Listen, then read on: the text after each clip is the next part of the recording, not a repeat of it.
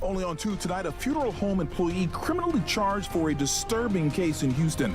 An embalmer accused of mutilating a corpse. It's unfortunate because it makes us all really look bad. Now KPRC2 is asking questions tonight about how something like this could have happened and how you can make sure it doesn't happen to a loved one. When someone dies, there's some dignity that should be left.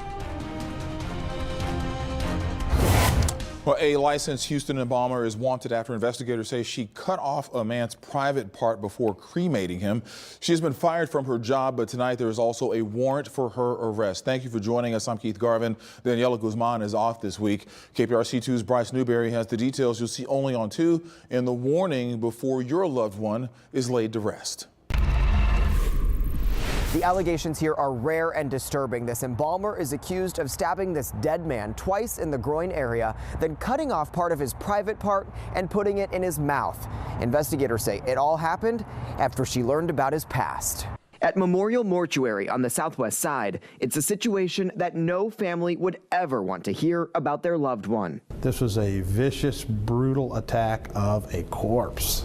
The person's already dead. It's kind of shocking even to me. Licensed embalmer Amber Laudermilk is accused of using a scalpel to twice stab a man in the groin after he died of pneumonia last month. She cut off his private part, put it in his mouth, according to records, and told a trainee who witnessed it, "You didn't see anything." 2 troubled lives coexisted at the same time, but this person clearly, our suspect clearly, just went off the edge. Harris County Precinct 1 constable deputies investigated. They say employees were too scared to report her, who, according to records, covered the dead man up with a towel when a colleague noticed the disfigurement. While a motive isn't clear, records show mortuary staff had just learned the victim was a registered sex offender. How important are ethics in this line of work? Right.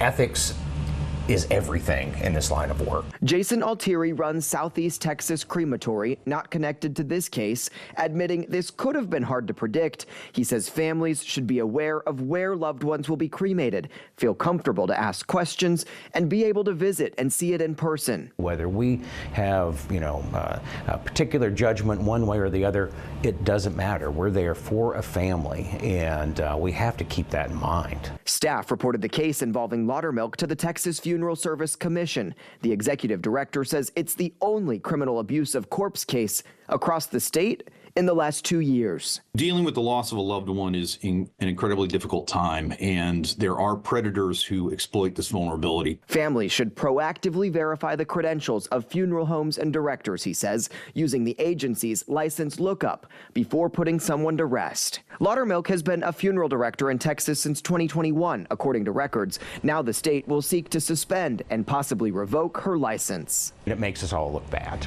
and that's the sad thing about this. Memorial Mortuary tells KPRC2 Laudermilk no longer works there, but declined to provide any additional details, citing a personnel matter and ongoing legal case. The State Funeral Service Commission says investigators will be looking into the business as well to make sure all rules got followed. I'm Bryce Newberry, KPRC 2 News.